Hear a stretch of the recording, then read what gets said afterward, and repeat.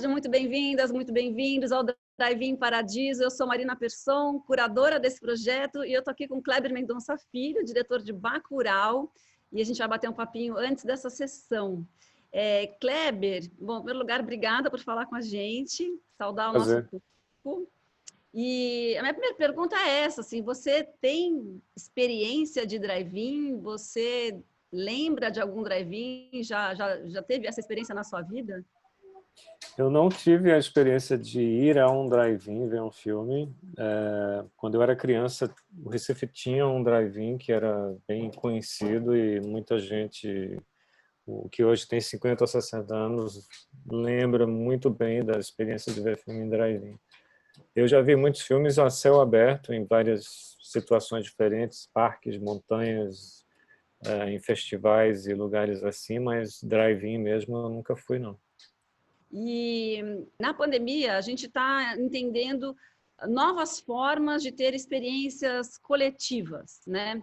Quer dizer, as salas de cinema foram as primeiras a fechar e talvez sejam as últimas a reabrir, apesar de estarem falando de abertura já de salas de cinema, mas a gente, de fato, não sabe quando é que a gente vai poder, de novo, ter essa experiência de assistir a um filme com pessoas desconhecidas do nosso lado. Queria que você comentasse um pouquinho a relação dessa experiência coletiva da sala de cinema com o que é possível nesse momento, né? Que é um drive-in, em oposição aos streamings, que já eram muito fortes, mesmo antes da pandemia, né? De você assistir um filme em casa.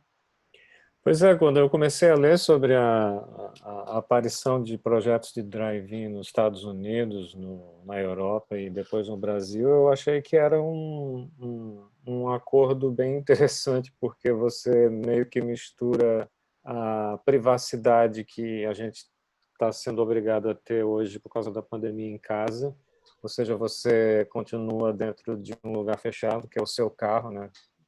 De uma certa forma, é uma extensão da sua casa, né? É uma propriedade sua, de uma certa forma. E, ao mesmo tempo, você vai a um lugar público ver um filme. Então, é um acordo que me parece bem interessante.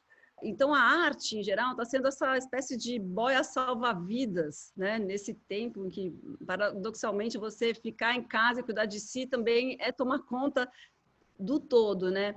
Como é que você enxerga, uma pergunta complexa, mas como é que você está enxergando tanto o papel da arte quanto o Bacurau nesse contexto, né? Porque a gente sabe que o tempo muda a maneira como a gente vê os filmes, né?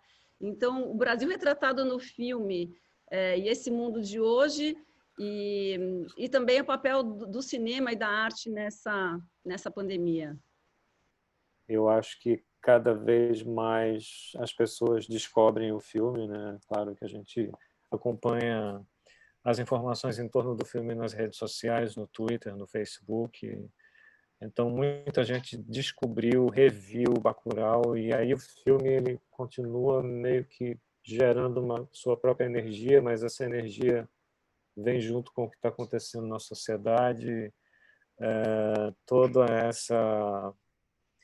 essa tragédia que está acontecendo no Brasil, não só do ponto de vista da pandemia, mas a reação desse governo à pandemia, toda a questão da hidroxicloroquina, e que nos leva para o filme, porque no filme tem um remédio que é distribuído por um político para a comunidade de Bacurau, e a personagem de Sônia Domingas, a doutora, ela diz: por mim vocês não tomam isso aqui, mas se quiserem tomar, tomem, e joga no lixo.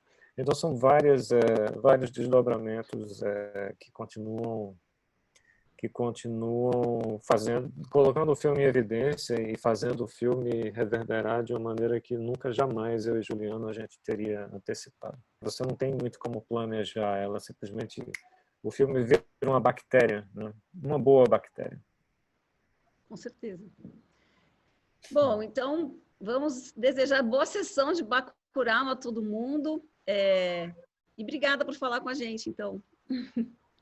Foi um prazer, e é muito bom saber que o filme está sendo projetado ao ar livre e num drive-in, e eu mesmo queria estar nessa sessão.